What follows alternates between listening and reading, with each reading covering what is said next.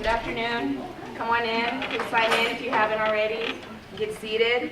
Thanks for coming today. Welcome to day 4, afternoon 4 of HSI Week. Thank you for coming out. This week, and also in conjunction with the Pathways work, one of the conversations we've been having on campus in terms of curriculum innovation has been place-based learning.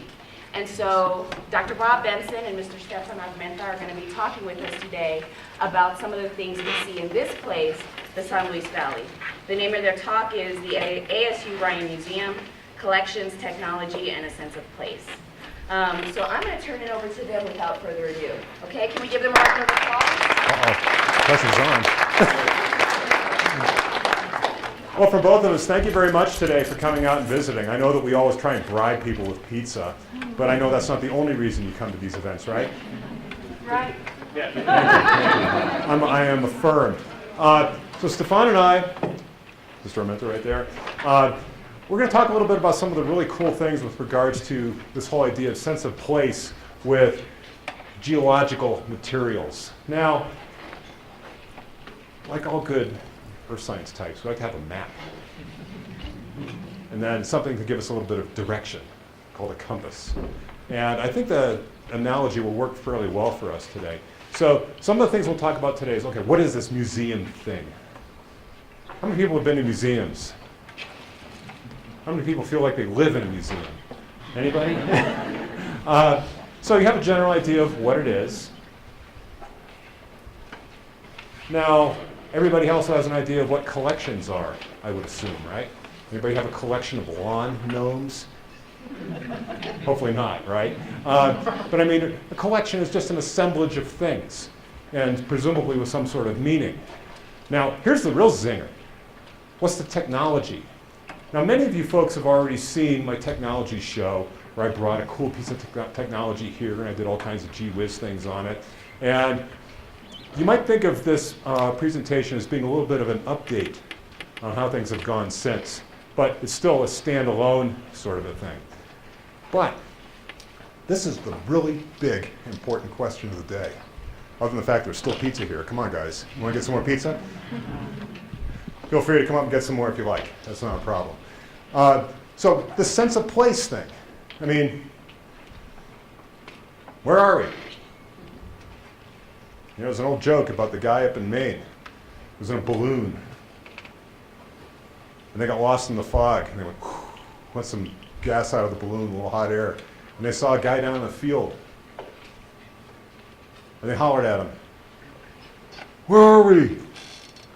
The guy looked at him and said, "You're in a balloon, you damn fool." So a sense of place is a relative thing, right? But it can also be very, very important to us. So let's step into the first part, the first stop on the presentation map. This is the official line. Isn't that impressive? That's the full thing. It's down the hall, and it's on campus. How much better does that get? It's right here. But this is really, really key. Because, you know, here we are with this thing called ASU, but look at what our mission is right here. We serve a very diverse student population, agriculturally based in the San Luis Valley. Now I could go on and on about the geologic setting of the San Luis Valley. I mean, it's fascinating. Absolutely fascinating. And we all live here, don't we? So, I mean, there are all kinds of issues. What's a big issue going on with the San Luis Valley right now? What pops to mind? What is it? Water. Water. We don't have enough of it, right? And who wants to take our water? Everybody else, yeah, pretty much. But particularly those that don't wish to exercise conservation efforts. Is that correct, Dr. Jones? Well, I would say that sometimes we don't exercise as much conservation effort as we should either. Yeah, so again, are you getting a feel for this sense of place concept? We joke in the earth sciences about geology. Earth sciences support you. And there's way more to that than you think. Okay, so anyway, this is where we are. So what's this collection thing? Well, we have 5,000. That's a lot. That's a lot. Do I know everything in there? I do. I usually have to pick it up though. Okay, put it down again really fast if anybody asks. But it's not just stuff that we have in this area. We have stuff all the way going on into the international realm. I mean, we have stuff from Pakistan. We have stuff from all over the place. So this is really kind of the key takeaway. We have a lot of stuff. And that in itself is great. I mean, think about your own collections or whatever you might have, your library or whatever. It's neat looking at all that stuff. But what's missing sometimes with collections of things? Organization. Organization, all the time. But if you pick something up and look at it, what's the context? What's your connection? So we'll talk a little bit about that coming up. So this is what it looks like in there. These are a pair of 180-degree panoramas. This is what happens when you find technology on your phone. It's like, wow, this is cool. And you can see that there are a lot of things in there. So it's reasonably well organized. Things are, in these nice lit cabinets and shelves, and you can look at things. They're reasonably organized by age, mineral type, on and on. You can spend a lot of time in this place. A lot of time. And a lot of people do. So, okay, great. We have this nice collection. We have windows that tell us that there is a world outside. We have another thing that I'm going to talk about more here in a moment. This guy. So what is the technology? What is this technology stuff? Well, that's the official description. Isn't that helpful? That really makes a difference, doesn't it? Okay. It's a really big iPad on a table. And it has 2 terabytes of storage on it. And it's really a lot of fun. And I have yet to write an air hockey game for it. That would be cool. But really, this is the neat thing about it. It's right centrally located to the museum. Okay, it has a very nice display.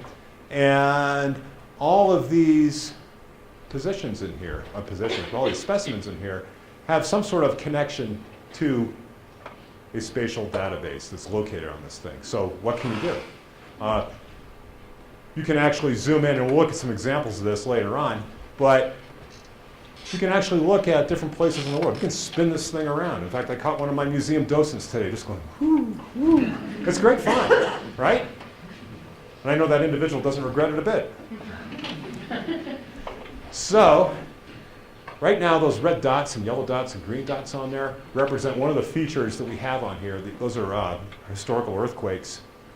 And the colors represent depths and stuff. Now, I have to point out something. Is there anybody getting worried looking at this thing right now?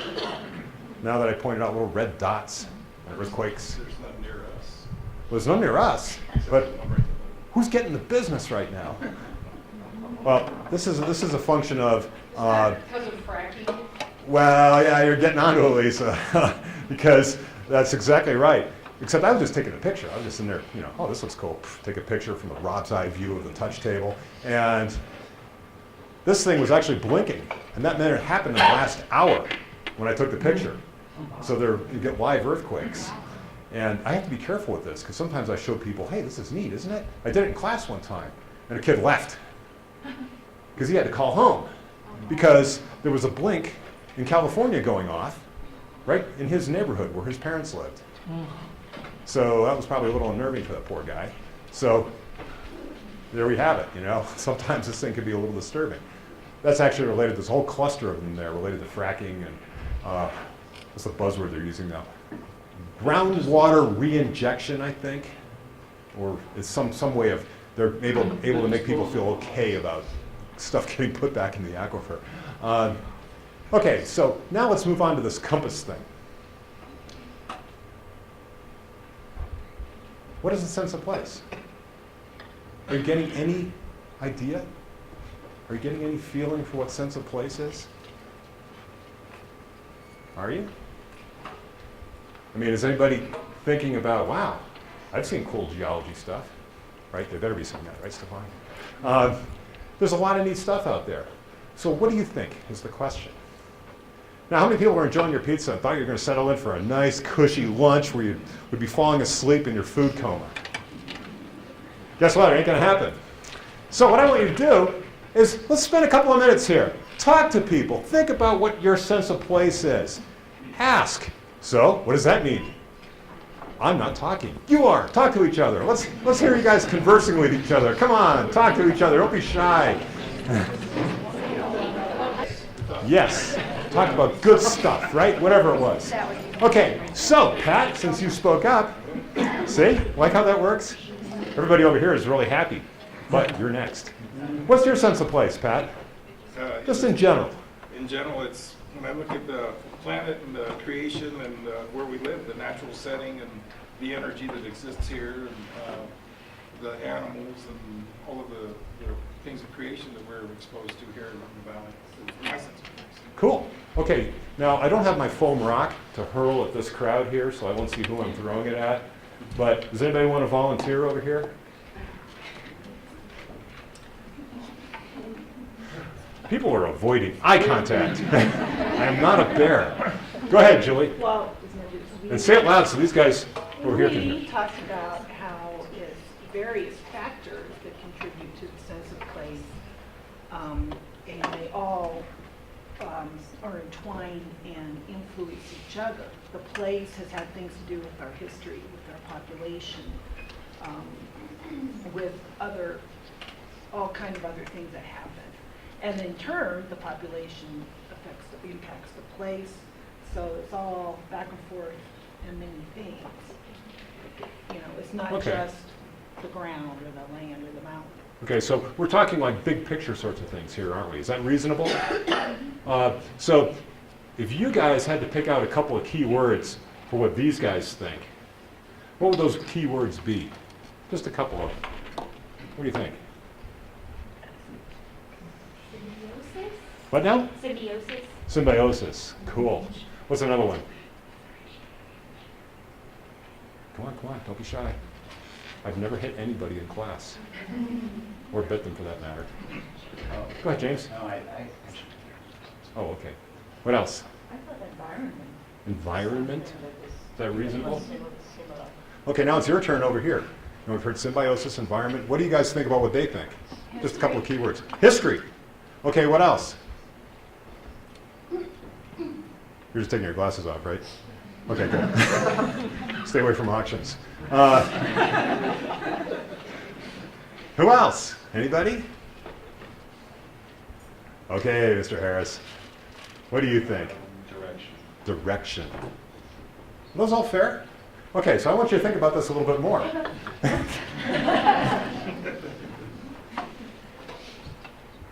Are you sure? Okay, based on what you heard, I'm going to narrow it down to 1 minute now. Talk again. Ready? Go. See if you can refine this a little bit more and modify things. Go, go, talk.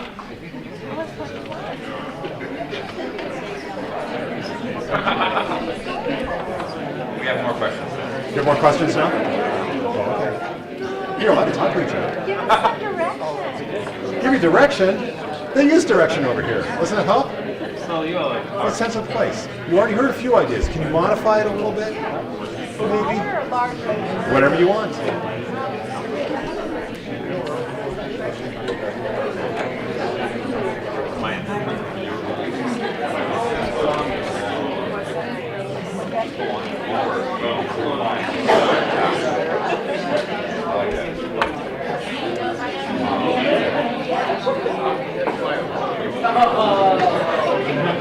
It's whatever you want it to be. You want to look at the crib sheets, don't you?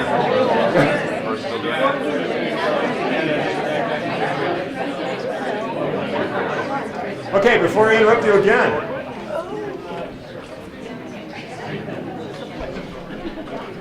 Are you really, really sure of what your sense of place is? What do you think? Are you sure? Really? Yes, Yes. That's what I like. Confidence. Who knows where they are? I do. I know exactly where I am. I'm Good. right here in this chair. Okay, which coordinate system are you talking about? Using which I'm data? talking about UTMs. UTMs, okay, good. That's yet another kind of sense of place, right? That's a geeky one. Well, look who's talking. Now, again, you're probably, and I'm hearing exactly what I expected, the whole range of, why does he want us to do this? We need some direction. Not picking on you, Peggy, but you're not the only person who said that. But you're all kind of like, wow, you're sort of wrestling with this idea, right? Of what is a sense of place? Where are we? And then there's also another kind of thing underneath there which really has to do with underlying meaning. So this is the official definition. See, I was so confident in all of you guys that when I wrote this thing up, I knew you'd all be right. This is the official definition. Isn't that cool? Imbued with meaning. God, that's so touchy-feely. Isn't that great? I look at this and I think, I can just hear the pina coladas on the beach in Belize. That's the vicarious part, right? All right, now, how does this relate back to this thing we have called a collection, a museum? What do you see in museums? What do you see in our museum? Minerals, fossils, collections, stuff, right? So here's kind of the next thing that I want to work with. Many of you folks who have actually been students of mine at one time are like, where's the exit when this happens? You're not allowed to leave. So my museum docents right now, all four of them right here, Jordan, Joe, Candace, and Ashley. These are our regular staffers in the museum. If you get there during open hours, you can ask them all kinds of questions. Why don't you start on this side? And they're going to be passing out some stuff right now. And you guys get to keep this stuff. Okay? And we decided that, we kind of decided that one of the problems with having pizza all the time is it doesn't seem to be particularly healthy, right? So you're going to be getting all kinds of neat stuff here, but what these guys have is actually some kind of seafood. And you can keep it. All right? Alrighty, so now that you've actually gotten some bling, you've gotten some handouts, you've got some cool trinkets to take home, you can put these in your reports, your CVs, or whatever, saying, see, I went to something important. You have evidence. Take a look at what you have. You should have two things. One flat and flexible, and one that looks suspiciously marine. All right, take a look at those things. Take a look at them. Do you identify with any of those things? Dr. Saines is going to get picked on here in a minute, so stay tuned. Okay, is everybody kind of looking at these things and marveling at them a little bit? Anybody angry at me for getting rock dust on their pizza by accident? Or did you get rid of all your pizza already? Okay, so when you saw one of those, what was your reaction? And say it real loud so everybody can see or hear you. Oh, cool, mica. Oh, cool, mica. Why? What was the next thing you said? Because I used to collect it when I was little. Ooh, you used to collect it when you were little. In the mountains just west of here. In the mountains just west of here. Okay, what's happened here? Why is that so? Yeah, it's exactly, it's place. Now, did you identify with the fact that it's a potassium phyllosilicate? Not at all. You must know the truth? No. So you didn't really cotton to the fact that, wow, those are really cool TOT layers in there, separated by some sort of weak van der Waals forces and canons. I can't say that I did. But, was he able to identify with where it came from? You could go back probably and find some of that cool mica in the days when you were little, right? It's been a while, but hopefully. Yeah. But, I mean, you could probably go back there and figure it out. Now, that's now a sense of place. If we had some of that in the museum, which we do have, there's a connection for you, isn't there? Isn't that neat? Now, who cares if it's a potassium phyllosilicate with a 14-foot long formula? Well, I do, I know. Thank you. But, Well, architects would care. well, true. And by the way, anybody like reflective paint on the roads and stuff? That's kind of nice when you're driving in the dark. When this stuff gets powdered up really finely, they use it. That's a component of reflective paint. Yeah. The technical name for this is muscovite. Alex, hopefully you got a big piece, right? If you don't have a big enough piece of muscovite, I'll get you a bigger one. And why would people care about this, other than the fact that they're trying to make a lot of money on the tourist trade? What do you think this muscovite is good for? Paint, I already told you. That's good. Okay, if you hold it up against the glass, you can, or the glass, it looks like glass when you hold it up against the light. This was actually mined at one point for stove glass. You have to heat this stuff up really, really hot before it melts, like really hot. Now, anybody here have a quartz watch or heard of a quartz movement? Or something called a dielectric? This is very important in electronics, way back when tubes were tubes, right? Anybody remember tubes? I seem to remember making a lot of money selling some that were stashed in the old science building. Remember that? Well, I All those remember the stupid stash, I don't remember. I think he sold them. He got a lot of money for it. I think Frank sold them and was able to pay for a whole lot of coffee. He bought a new instrument too, right? Anyway, so I mean, this stuff's important. This is very important to the development of modern society and all. It's also important to people who may have spent time in the mountains. So that's a simple one. Okay, now we're going to look at the next one in just a moment. So that's it with the mwahaha part. All right. Now, I'm sorry? I said I always wondered how to spell that. Oh, it's very important. Speaking of mwahaha, well, you gotta get the belly notes like mwahaha. But really, effectively, we're anchoring a sense of place here, aren't we? We're setting up some kind of connection. So now we're in the museum. All right. Now, when I get kids going there, a lot of kids look at this and they think, "Oh, Manny lost his molar." Anybody get the connection? Ice Age? You'd be amazed. Kids identify with that. And so this is a nice chunk of stuff. It's real big. It sits close to the floor. You can look at it and think, wow, that's a heck of a tooth. A little bit of wear metal on that thing for chewing.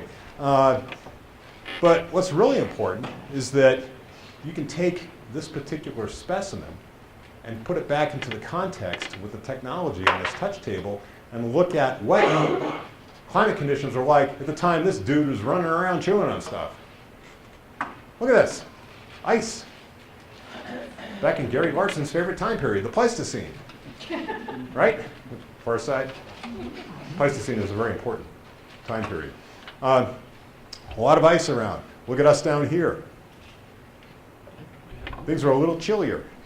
So I mean, this is an important example of how you can take a specimen and put it into some sort of a context. Okay, we're going to go to another one.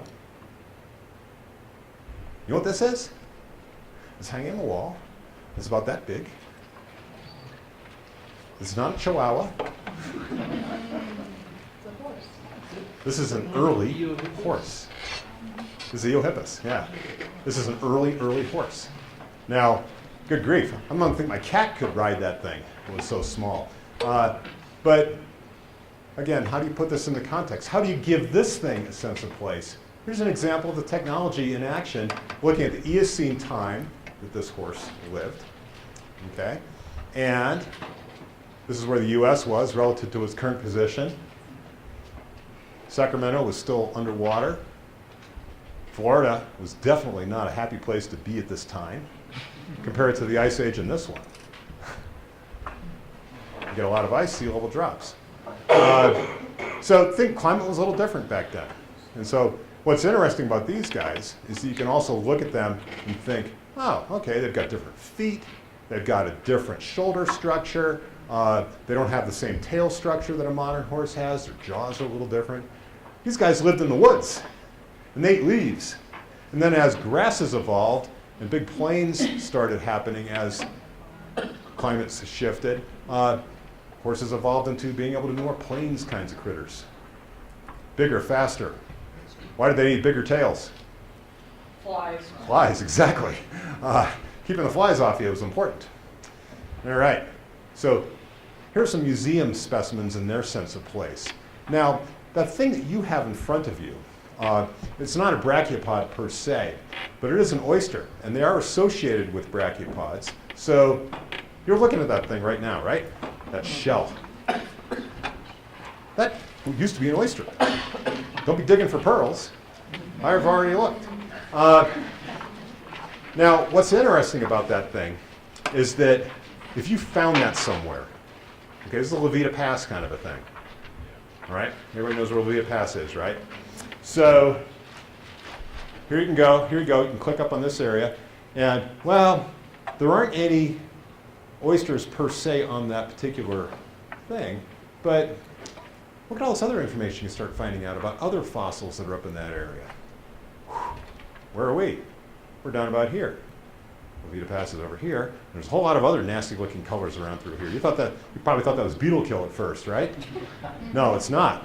For those of you who know the radiating dikes, the radial dikes around the Spanish Peaks, you can kind of see them here in those red lines, just for reference. So, see how we're starting to take Alamosa, Ryan Museum right there, ASU, and we're starting to look at a bigger picture of place. Here it is with a little bit more information. Ooh, lots of cool detail. That just makes my heart race. Arcosa conglomerate. That's cool stuff. And this is actually related to erosion of the original Rocky Mountains, the ancestral Rocky Mountains. Crestone conglomerate's another part of it. That big, beautiful stuff that you see around, logically enough, the town of Crestone. So, I mean, here's yet another sense of place. Now, there's yet another one. You can expand it out even further. Now, this is a nasty looking diagram, isn't it? Looks like the US had a Spumoni ice cream event.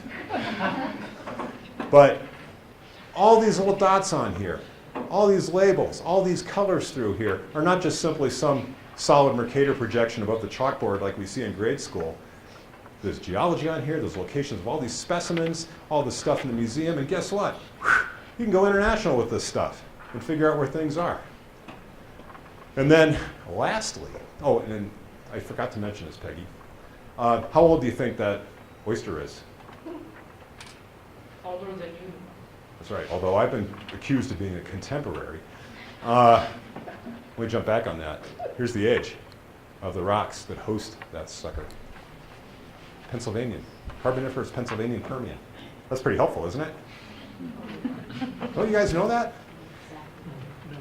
About 300 million years old. Pretty neat. Those things have been around a long time. Don't eat them. It's not good anymore. So here's another aspect related to the museum. I kind of had fun with this. Most of the time people take panoramas, right, like this. Well, I laid on the floor and took a panorama of our timeline in the hallway.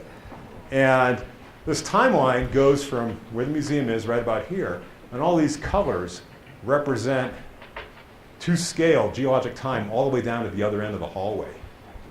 And so you can get a context for the immensity of geologic time and when things started coming into place in time. Isn't that neat? You don't have to agree with me, but that's okay. So now I'm going to go ahead and switch over to Stefan and let him go ahead and come up with another word. Now, I trusted you guys a lot today. Remember I told you that your definition would be just perfect about what place is? And then I knew that somebody would say connection or connect. So like Dr. Benson said, what is a sense of place? You know, we kind of went over general scale of it, and I kind of want to go more in depth personally. And how do we know what a sense of place even is? I mean, Dr. Benson kind of touched on it, but I'd like to go further into it. Have any of you guys heard of this word? If so, can somebody tell me what it is, other than Andrea? You can't have any fun. No? No? Cat? No? Querencia. That's how we spell it and how we pronounce it in our language in the Hispanic culture. So this is my sense of place, the Lovatos Bridge. And the reason why I chose the Lovatos Bridge is because it ties me back to a place where I can be tied culturally, physically, and emotionally. To me, that's a sense of place. The sense of place is all those three characteristics. The reason why it's my sense of place is also due to the fact that there's petroglyphs. I don't know if you guys can see those very well.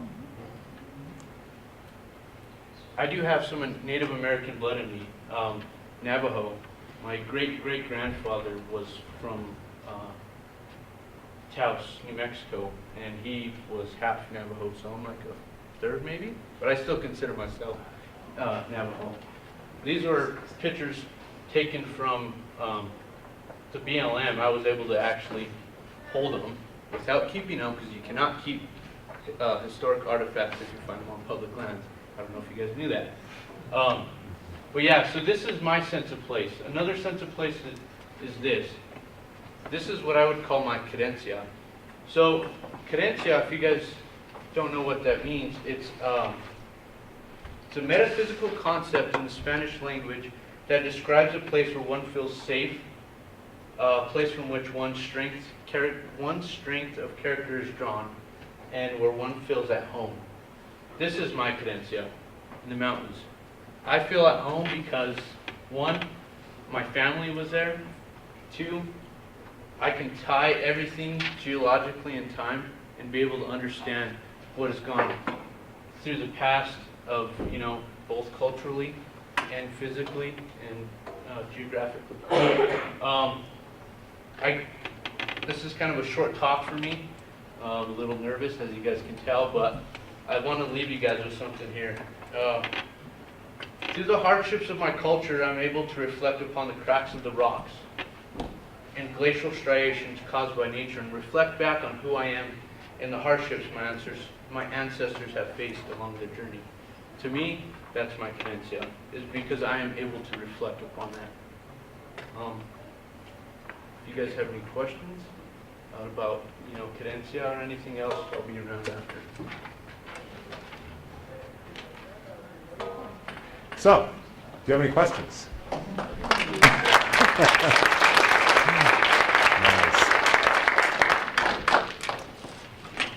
You can ask him questions. Okay, Julie. What's the age of those petroglyphs? Are they all similar? That's your Or are they question. different times? What are the age of the petroglyphs, and are they all similar? You don't know either? Geologist. Yeah, but petroglyphs are really humans. I really don't know exactly how old those things are. I know that they fall into the archaeological consideration. The person to ask would be Ken Fry would know that, wouldn't he? Ken Fry, and then there's a couple on the BLM that have studied it, and they would be able to tell you. Loretta Benson also, she's taken the life coach class out to those petroglyphs. They're interesting. If you guys haven't seen them, Where are they at? they're Lobatos Bridge. Lovatos Bridge, south of Lovatos Bridge, on the rock face. No, who's that contact, Andrea? Loretta Benson. Loretta Miston? MIT. Okay. South. There's other petroglyphs around the valley too. They're all There's some up in the Penitente Canyon area. There are a number of them in Rock Creek as well. There's some in Mustia County along near where the reservoir is on the other side of the Mesa. Cool. What else? If I duck down and say, are there any questions, no one will see me in the last camp.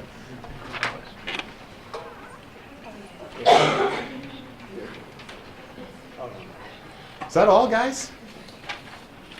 Oh, go ahead, Matt. So are all the specimens you have in the museum tied into the database there, and you can pull them up in terms of location? Pretty darn close. Now, some of the problems that I have with museum specimens in there is that they're often referred to as being in Missouri. Missouri's a big state. So, actually getting exact locations is sometimes a little bit tricky, but I can usually get them into the right context of, the geology and not necessarily really exact locations. Technically, they're only exact if I've collected them and I have good coordinates. Yes, Debbie? That's a question I have. So when you get something for the museum, does it come to you and it's already identified as to where it came from, or do you have to do the research to determine that?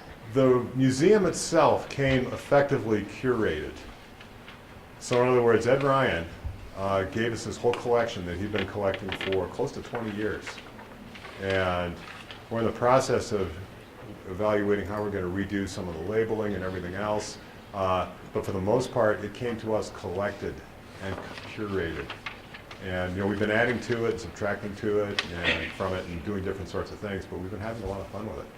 And so when you receive something, then you catalog it and identify where it came from? Yes, and usually, I mean, for instance, we have a hadrosaur footprint, which, that sounds pretty neat, right? It takes about 5 people to pick it up. But I had to do a little detective work to try and figure out most likely where it would be from. Somebody donated it to us, and it turns out it was a hot footprint. It was taken from a quarry. And suddenly this person said, I don't know where it is. I don't know where this is from.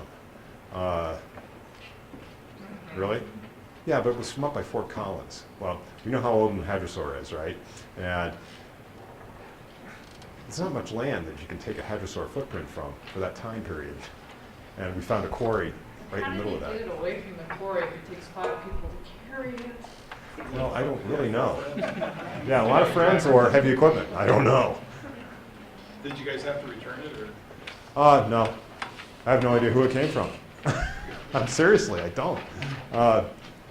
So right now it's one big doorstop. Okay. I just want to point out that that the museum's a really fun place to come and visit, and it's a good time in there, and our docents are just awesome. And I also want to call out the people that have made a lot of these studies and the touch table and all the other kinds of cool things available for us to improve our outreach as an HSI. So who's a Title V or a Title V STEM person? Can you please raise your hand? Don't be shy. Come on, raise them. Don't be shy. Thank you.